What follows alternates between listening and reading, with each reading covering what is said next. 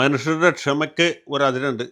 അതുപോലെ മാധ്യമ സ്വാതന്ത്ര്യത്തിന് ചില പരിമിതികളുണ്ട് എന്ന് ഈ നാട്ടിലെ മാധ്യമ സ്ഥാപനങ്ങളെയും മാധ്യമ പ്രവർത്തകരെയും ഓർമ്മിപ്പിക്കേണ്ടി വന്നിരിക്കുകയാണ്. ഡിവൈഎഫ്ഐയുടെ സംസ്ഥാന പ്രസിഡന്റ് സഖാവ് വസീഫിനെ നിങ്ങൾക്കറിയാം എന്ന് ഞാൻ വിചാരിക്കും. വലിയ വിപ്ലവകാരിയാണ്. വിപ്ലവകാരിയാണെന്ന് മാത്രമല്ല, നമ്മുടെ മുൻ മുഖ്യമന്ത്രിയുടെ മരുമകനും മുൻ മരാമത്ത് മന്ത്രിയുമായ മുഹമ്മദ് റിയാസിൻ്റെ ഏറ്റവും വിശ്വസ്തരായ അനുയായികളിൽ ഒരാൾ കൂടിയാണ്. ആ കെയർ ഓഫിലാണ് പുള്ളി ഈ മഹത്തായ സ്ഥാപനത്തിൻ്റെ അധ്യക്ഷ പദവിയിലെത്തിയത്. അപ്പോൾ അത്രയും ധീരനായ, അത്രയും ധിക്കാരിയായ, ആരെയും വരച്ച വരയിൽ നിർത്താൻ കഴിവുള്ള, കൊല്ലിനും കൊലക്കും അധികാരമുള്ള ഒരു സ്ഥാനത്തിരുന്നുകൊണ്ട് അദ്ദേഹം മാധ്യമ സ്ഥാപനങ്ങളെയും മാധ്യമ പ്രവർത്തകരെയും ഓർമ്മിപ്പിക്കുകയാണ്. ഈ മാധ്യമ സ്വാതന്ത്ര്യം എന്നൊക്കെ പറയുന്നത് നല്ല കാര്യമാണ്. പക്ഷേ അതിനൊക്കെ ചില പരിമിതികളുണ്ട്, പരിധികളുണ്ട്. ഡിവൈഎഫ്ഐ പോലെ മഹത്തായൊരു വിപ്ലവ പ്രസ്ഥാനത്തെക്കുറിച്ച് നിങ്ങളില്ലാത്ത വാർത്തകൾ എഴുതി കഴിഞ്ഞാൽ അതിനനുഭവിക്കേണ്ടി വരും. നിങ്ങൾക്ക് സുരക്ഷിതത്വം ഏത് സമയത്തും തരാൻ ഞങ്ങൾക്ക് ബാധ്യതയില്ല. എന്ന് വെച്ചാൽ നിങ്ങളുടെ സുരക്ഷിതത്വം നിങ്ങൾ തന്നെ നോക്കേണ്ടി വരും. ഡിവൈഎഫ്ഐക്കാർ മാധ്യമ പ്രവർത്തകരെ സഹായിക്കാനോ സംരക്ഷിക്കാനോ എത്തുകയില്ല. ഇങ്ങനൊരു ഭീഷണി കഴിഞ്ഞ സർക്കാരിൻ്റെ കാലത്താണെങ്കിൽ പേടിക്കണമായിരുന്നു. കാരണം പോലീസ് ഉള്ളതും ഇല്ലാത്തതുമായ വകുപ്പുകൾ ചേർത്ത് മാധ്യമപ്രവർത്തകരുടെ പേരിൽ കേസെടുക്കുകയും അവർക്ക് പിന്നെ പോലീസ് സ്റ്റേഷൻ്റെ വരാന്തയിൽ നിന്ന് ഇറങ്ങിപ്പോരാൻ പറ്റാത്ത സാഹചര്യം ഉണ്ടാക്കി ചെയ്യും.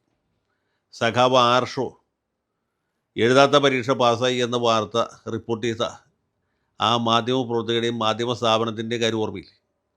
ആർഷോ പരീക്ഷ എഴുതിയില്ല, അദ്ദേഹം പാസ്സായി എന്നുള്ളത് സത്യമാണ്. ആ റിസൾട്ട് വെബ്സൈറ്റിൽ അപ്ലോഡ് ചെയ്യാൻ വിമുഖത കാണിച്ച അധ്യാപകൻ അത്ര സുഖകരമല്ലാത്ത പല അനുഭവങ്ങളും നേരിടേണ്ടി വന്നു എന്നുള്ളത് സത്യമാണ്. പക്ഷേ അത് വാർത്ത റിപ്പോർട്ട് ചെയ്തതിൻ്റെ പേരിൽ ഈ വിഷയം ഉന്നയിച്ച KSUവിൻ്റെ സംസ്ഥാന പ്രസിഡന്റും വാർത്ത റിപ്പോർട്ട് ചെയ്ത മാധ്യമപ്രവർത്തകയും അത് ടെലികാസ്റ്റ് ചെയ്ത മാധ്യമ സ്ഥാപനവും ഒക്കെ പോലീസ് കേസിൽ പ്രതികളായി എന്നുള്ളതാണ് ചരിത്രം. പക്ഷേ ഇനി അത് നടക്കില്ല. കാരണം വെച്ചാൽ സർക്കാർ മാറി, ആഭ്യന്തരമന്ത്രി മാറി, പോലീസിൻ്റെ തലപ്പത്തിരിക്കുന്ന ആളുകൾ മാറി. ക്രമസമാധാന പരിപാലന ചുമതല വഹിക്കുന്നത് ഇപ്പോൾ അജിത് കുമാറല്ല, P. വിജയനാണ്. അങ്ങനെ പല മാറ്റങ്ങളും പോലീസ് സേനയിലുണ്ടായി, പോലീസിൻ്റെ തലപ്പത്തുണ്ടായി, സെക്രട്ടേറിയറ്റിൽ പോലും ഉണ്ടായി. അതുകൊണ്ട് പോലീസിനെ ഉപയോഗിച്ച് മാധ്യമപ്രവർത്തകരെ മൂക്കിൽ വലിച്ചു കളയാം എന്ന വ്യാമോഹം ഇപ്പോൾ വസീഫിനുമില്ല, അദ്ദേഹത്തിൻ്റെ മുതലാളിയായ റിയാസിനുമില്ല. എന്നാലും പാർട്ടിയുടെ കൈക്കര്യത്തിനെക്കുറിച്ച് അവർക്ക് തികഞ്ഞ ബോധ്യമുണ്ട്. ഈ പാർട്ടി എന്ന് പറഞ്ഞാൽ ചെറിയ പാർട്ടിയല്ല. ഇഷ്ടമില്ലാത്തവനെ 51 വെട്ടോ 52 വെട്ടോ വെട്ടി കൊല്ലിക്കാൻ കഴിവും പ്രാപ്തിയും ശേഷിയും ശേമുഷിയും കൈക്കരുത്തുമുള്ള പാർട്ടിയാണ്. അത് കഴിഞ്ഞിട്ട് അതിനെയൊക്കെ ന്യായീകരിക്കാനായിട്ട് ഈ നാട്ടിൽ സാംസ്കാരിക നായകരും ഉണ്ടാവും. പിന്നെ ഡിവൈഎഫ്ഐയുടെ പ്രഹരശേഷിയെക്കുറിച്ച് നമുക്ക് ആർക്കും ഒരു സംശയമില്ല. അതുകൊണ്ടാണല്ലോ ഈ മുഹമ്മദ് റിയാസിൻ്റെ ഭാര്യയെ ചോദ്യം ചെയ്യാനായിട്ട് പഴയ മുഖ്യമന്ത്രിയുടെ വാടക വീട്ടിലെത്തിയ എൻഫോഴ്സ്മെൻറ്റുകാരെ തടയാനായിട്ട് തിരുവനന്തപുരത്തുള്ള ചില ധീര സഖാക്കൾ ശ്രമിച്ചത്.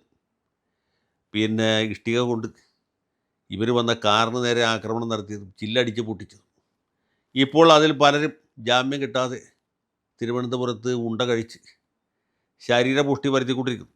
അപ്പോൾ ഇതൊക്കെ എല്ലാവർക്കും അറിയുന്ന കാര്യമാണ്. ഡിവൈഎഫ്ഐ എന്ന് വെച്ചാൽ അങ്ങനെ നിഗ്രഹാനുഗ്രഹ ശക്തികളുള്ളൊരു പ്രസ്ഥാനമാണ്. ഡിവൈഎഫ്ഐയെ അനുകൂലിച്ച് വാർത്ത കൊടുക്കാൻ ആർക്കും ഒരു തടസ്സമില്ല. എത്ര വാർത്ത കൊടുത്താലും അവർക്ക് സന്തോഷമുള്ളൂ. അങ്ങനെയുള്ള മാധ്യമ പ്രവർത്തകരെ അവർ വേണമെങ്കിൽ അടുത്ത സമ്മേളനം നടക്കുമ്പോൾ അവിടെ വിളിച്ച് ആദരിക്കുകയും ചെയ്യും. പക്ഷേ ഡിവൈഎഫ്ഐക്ക് അഹിതകരമായ, അവർക്ക് അരുചികരമായ വാർത്തകൾ കൊടുത്തിട്ട് ഒരാളും ഈ നാട്ടിൽ മാപ്രയാണ് എന്ന് പറഞ്ഞ് നടക്കാൻ ഞങ്ങൾ സമ്മതിക്കുകയില്ല. അങ്ങനെ വാർത്ത എഴുതുന്നവനെ എങ്ങനെ കൈകാര്യം ചെയ്യണം എന്ന് ഈ പാർട്ടിക്കറിയാം. ഈ പാർട്ടിയെക്കുറിച്ച് നിങ്ങൾക്കൊരു ചുക്കും അറിയില്ല. ഈ പാർട്ടിയുടെ നേതാക്കന്മാരെ പറ്റി അറിയില്ല, പാർട്ടിയുടെ പരമോന്നത നേതാവിനെക്കുറിച്ചും അറിയില്ല, അദ്ദേഹത്തിൻ്റെ മകളെ കല്യാണം കഴിച്ച ആളെക്കുറിച്ചും നിങ്ങൾക്ക് ഒരു ധാരണയുമില്ല. ആളെ അറിയാം, പക്ഷേ അദ്ദേഹത്തിൻ്റെ നടപടിക്രമം എന്താണെന്ന് അറിയില്ല. അദ്ദേഹത്തിൻ്റെ ഡിങ്കിരി വാലന്മാരായിട്ടുള്ള ഈ വസീഫിനെ പോലെയുള്ള സംസ്ഥാന പ്രസിഡന്റ്, സംസ്ഥാന സെക്രട്ടറി മുതലായ ധീര സഖാക്കളുടെ കയ്യിലിരിപ്പ് നിങ്ങൾക്കറിയില്ല. അതുകൊണ്ട് മാധ്യമപ്രവർത്തകരെ നിങ്ങളുടെ തടി നിങ്ങൾ തന്നെ സൂക്ഷിക്കുന്നതാണ് നല്ലത് എന്ന് വസീഫ് സ്നേഹബുദ്ധിയ അവരെ ഉപദേശിച്ചിരിക്കുകയാണ്. മാധ്യമപ്രവർത്തകർ ഇത് കേട്ട് നല്ല പാഠം പഠിച്ചാൽ അവർക്ക് കൊള്ളാം. അല്ലെങ്കിൽ ആർക്ക് പോയി? അല്ലെങ്കിൽ മാധ്യമപ്രവർത്തകർക്ക് പോയി, അവരുടെ കുടുംബാംഗങ്ങൾക്ക് പോയി. ഇനി റോഡിൽ കൂടി ധൈര്യസമേതം ഇങ്ങനെ വാർത്ത എഴുതിയ മാപ്പറയ്ക്ക് നടക്കാൻ പറ്റും എന്ന് നിങ്ങൾക്ക് തോന്നുന്നു? കാര്യം പോലീസ് വകുപ്പ് ഭരിക്കുന്നത് രമേശ് ചെന്നിത്തലയാണ്, മുഖ്യമന്ത്രി VD സതീശനാണ് എന്നൊക്കെ പറഞ്ഞാൽ പോലും എല്ലാ മാധ്യമപ്രവർത്തകർക്കും എല്ലാ സമയത്തും സംരക്ഷണം നൽകാനായിട്ട് ഒരു പോലീസിന് സാധിക്കുകയില്ല. ഡിവൈഎഫ്ഐക്കാർക്കാണെങ്കിൽ മേലെഴുതി നോക്കേണ്ടതുമില്ല. പ്രതിയായി കഴിഞ്ഞാൽ സന്തോഷം, ജയിലിൽ പോയാൽ അതിനേക്കാൾ സന്തോഷം, കുടുംബം പട്ടിണിയായി കഴിഞ്ഞാൽ അതിനേക്കാൾ സന്തോഷം. മുൻ മന്ത്രി ശിവൻകുട്ടി തിരുവനന്തപുരത്ത് ഇതിങ്ങനെ എൻഫോഴ്സ്മെൻറ്റുകാരെ ആക്രമിച്ചതിന് ജയിലിൽ പോയതിന് ഒരു ധീര സഖാവിൻ്റെ കുടുംബാംഗങ്ങളെ അഭിനന്ദിക്കാൻ പോയ ദൃശ്യം നിങ്ങൾ കണ്ടു കാണും എന്ന് ഞാൻ വിചാരിക്കും. ആ സഖാവിൻ്റെ വീട്ടിലെ ആ ഒരു സൗകര്യങ്ങളൊക്കെ കണ്ടില്ലേ?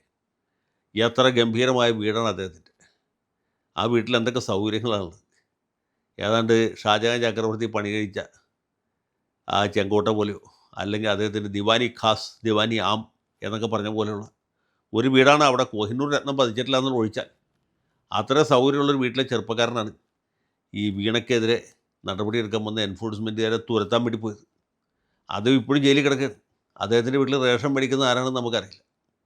അത്രയും ഗംഭീരമാണ് അവിടുത്തെ കാര്യം. ഇതുപോലെയുള്ള സഖാക്കന്മാർ ധാരാളം ഉള്ളതുകൊണ്ട് ഈ വസീഫിനെ പോലുള്ളവർക്ക് വെറുതെ ആഹ്വാനം ചെയ്താൽ മതി. അവരുടെ തടിക്ക് യാതൊരു കേടും പറ്റുകയില്ല. ആഹ്വാനം ചെയ്തതിനെതിരായിട്ട് നടപടിയെടുക്കാനും പറ്റുകയില്ല. അവരെ പോലീസ് അറസ്റ്റ് ചെയ്യില്ല. അറസ്റ്റ് ചെയ്യുന്ന ആരായിരിക്കും? ഈ നേരത്തെ നമ്മൾ പറഞ്ഞ തിരുവനന്തപുരം സഖാവിനെ പോലുള്ള സഖാക്കന്മാരായിരിക്കും. അവരാണെങ്കിൽ പാർട്ടിക്ക് വേണ്ടി ഇതിലും വലിയ ത്യാഗങ്ങളൊക്കെ സഹിക്കാൻ തയ്യാറായിട്ടാണ് വിപ്ലവ പ്രവർത്തനത്തിന് ഇറങ്ങി പോകുന്നത്. ശിവൻകുട്ടി താമസിക്കുന്ന എങ്ങനത്തെ വീട്ടിലാണ്? അദ്ദേഹത്തിൻ്റെ വീട്ടിൽ എന്തൊക്കെ സൗകര്യങ്ങളാണുള്ളത്? അദ്ദേഹത്തിന് ഇത് വല്ല പ്രശ്നമാണോ? പണ്ട് ഇസ്തിരിപ്പെട്ടി എന്ന് വട്ടപ്പേരുള്ള അധ്യാപകനെ കയ്യേറ്റം ചെയ്തു പോലും ശിവൻകുട്ടിക്കൊന്നും സംഭവിക്കുകയില്ല. ശിവൻകുട്ടിയുടെ ഭാര്യ PSC മെമ്പറായി, മകൻ നല്ല നിലയിലായി, കല്യാണം കഴിച്ചു.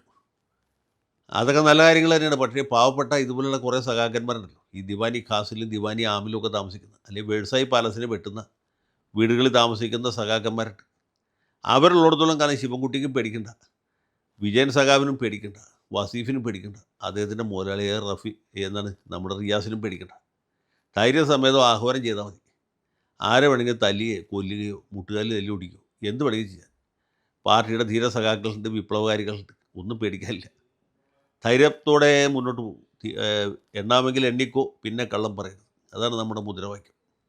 അതുകൊണ്ട് ഡിവൈഎഫ്ഐയുടെ തുടർന്നുള്ള എല്ലാ വിപ്ലവ പ്രവണതകൾക്കും വിപ്ലവ പ്രവർത്തനത്തിനും ഐക്യദാർഢ്യം പ്രഖ്യാപിക്കല്ലാതെ വേറെ യാതൊരു മാർഗവുമില്ല. സഖാക്കളെ മുന്നോട്ട്. ലാൽ സലാം.